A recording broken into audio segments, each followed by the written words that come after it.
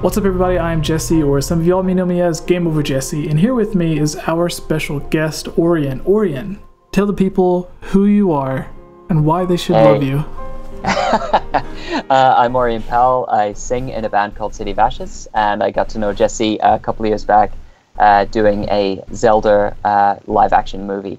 Right, and we just finished our interview that everybody can check out about your band, City of Ashes, and we did a couple of news stories, which everybody can find on the YouTube, or if you're listening to this on iTunes, you already listened to it. But it is time for our Curiosity Shop, our Zelda Mailbag, where we answer questions sent in from fans like yourself. If you head to our Patreon and you want your question answered, you can do as Crimson King just did, who supported us on Patreon to have his question put as priority, so he'll be the first to have his question answered. And then we have some other questions coming from the YouTube comments below. So again, if you have your own questions you would like to have answered, comment them below and we will try to get to them. So starting off, Orion, our first question, as I mentioned, comes from Crimson King. Now you recently mentioned that you didn't play through Breath of the Wild. But, not yet. So I may have to answer this question by myself. He says, it's been 100 years. Aren't the Gerudo tribe due for another king? If so, how would you see this playing out in Breath of the Wild? Now, what he is referring to, you mentioned your favorite Zelda game is Ocarina of Time. In that Zelda game, it stated that every 100 years, a new Gerudo king is born. So there's only one male that's born throughout the 100 years, and he becomes king of the Gerudo or whatever. In Breath of the Wild, there is no male Gerudo you come across.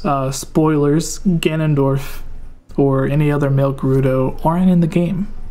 It's just a tribe of really muscular women that look like they could beat us up very easily. So, yeah,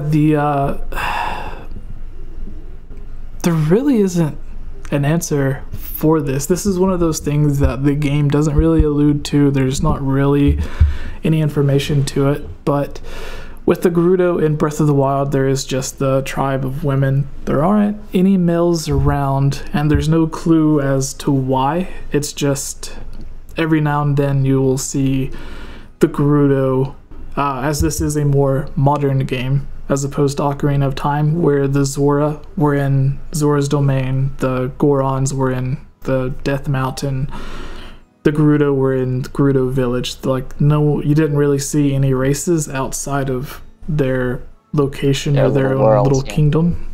And this game, you'll see different races and different characters all over the world. It makes it feel much more alive. And there is a quest where you have to find one of the Gerudo a boyfriend. So I really don't know. This is one of those questions that don't really have an answer, and for that I'm sorry. If I had to say, I would say with the Gerudo in this game are all nice. Like in Ocarina of Time, they were following Ganondorf, which of course was evil, trying to lead his army of Gerudo against the people of Hyrule to kind of take over the kingdom. But in this game, the Gerudo are all against Ganondorf and Ganon as a whole. So maybe they gave up on the idea of having a king, which is why they only have the Queen Gerudo there, which is I forgot her name, which people are gonna hate me for, but yeah, there's a queen, which possibly took the status of the king. Maybe after seeing their last king turn evil, they decided maybe it's best if they just don't have one. I don't really know. Again, they weren't so down with it. Yeah, your cat popped up there again. Yeah, so there he is. It's really cool. He's just jumping back and forth. Does he jump from the other side to get to the top as well? Or that is actually really impressive because he has nothing to climb on the other side. That's crazy. All right, our next question has a little bit to do with you because, as you mentioned, you were once in a little Zelda fan film. Yeah. It's from Psychotic. Hope I pronounced that right. Whenever they have these usernames, it's kind of hard to know how they're pronounced. But he says, when will Nintendo make an official Zelda movie? How can Nintendo make a new game better than Breath of the Wild? These are my questions for the Q&A. To answer your second question, how can they make a game better than Breath of the Wild? In Breath of the Wild, they did away with traditional themed dungeons. So there are no fire dungeons, water temples, or anything like that. They are what they call divine beasts, which don't really necessarily have a theme. So the easy answer is do exactly what they did to Breath of the Wild, except they add in the traditional themed dungeons that everybody loved from the past games. And the question about the Zelda movie, I don't know if they ever will. I hope they do. Recently, a couple of years ago, there was the rumors of the Zelda Netflix series, which I believe is what Oliver said sort of inspired him or pushed him to make the Zelda fan film as like a proof of concept to show to Nintendo or something like that. Yeah, it was certainly part of it. Yes, where you played Link. Everyone should go check that out. But there was that rumor a few years ago, and around the same time there was the rumor of an animated Mario movie. And just recently, Nintendo actually confirmed they were going to be making an animated Mario movie.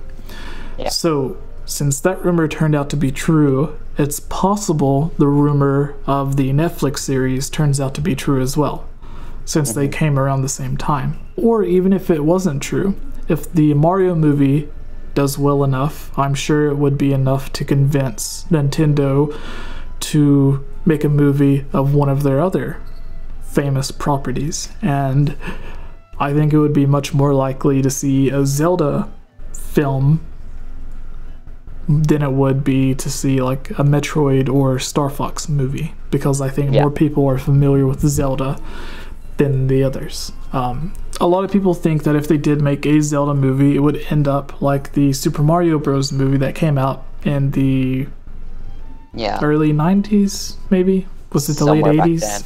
Somewhere around there. They came out with the Mario movie. Infamously has a cult following. A lot of people think it is incredibly horrible. A lot of people think it's so horrible that it's good. So what are your thoughts on that? And do you think they should take the chance with Zelda? Obviously now they have a lot of backstory and lore that they could base it off of that you couldn't really do with Mario back then. And I imagine they would be smart enough to actually give the rights to the movies to someone who they know would actually care and do a great job, like they did with Lord of the Rings or whatever else. Game of Thrones. There's been a lot of movies based around like the same time period as Zelda. So there's a lot of people they could give it to do it right. But what are your thoughts on this, and how do you think they should do it? Would it be best as a movie, a live action TV series like Game of Thrones, possibly an anime? I mean, movies are kind of interesting, and the movies from video games are always really interesting because it's something that people really struggle, at least I feel, to get right.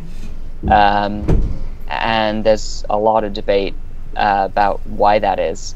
For me, I kind of feel like because the nature of the medium of a video game is that the experience is very personal as the player, I kind of feel like sometimes filmmakers can shy away from making really, really strong sort of creative choices that might not reflect the experience of a particular player, if you see what I mean. So I think I would love to see it as a movie. I think there's a lot of stuff that could make it a really great movie. But I think I would rather see a really strong interpretation of the movie than something that just broadly tries to appeal to every player, because I just don't think that that's possible. I think you know, just through the medium of it, it would be so.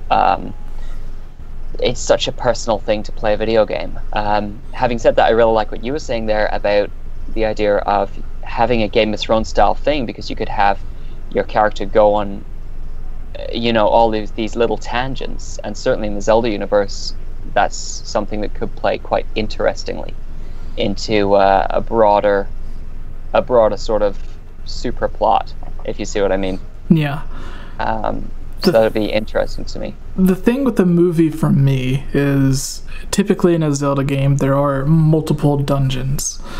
Mm-hmm. There would have to be some sort of scene to where it's like the music's playing in the background and it just shows Link conquering multiple dungeons at once. Yeah. Because he couldn't really take the time to show him going through each of these. Of course, they could shorten it to where instead of like 7 or 10 dungeons like he has to do in the game, he just has to go through like 3.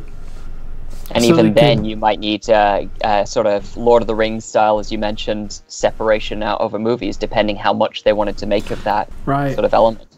So it would be interesting to see how they could do it as a movie, but personally, I would love to see it as like a TV series if they were able to get good enough actors that could realistically portray all of these characters in a way that would please fans. Yeah. And that's the thing, isn't it? No matter what you do, if you're making strong choices, you're not going to make absolutely everybody happy. Yeah. But I think as a filmmaker, as an actor, you've got to be okay with that and just do a strong interpretation that you feel is very true to the character. Yeah. And then one thing that you could immediately get correct for half of the audience and get wrong for the other half is, do you have child Link or adult Link? Ooh, because starting off, you have to think, do I need like a kid actor? Do I need an adult actor? Do I need a teenage actor? Because there are people who, when they think of Link, they think of Link from Ocarina of Time as a child, or Majora's Mask as a child, even the Wind Waker or the DS games.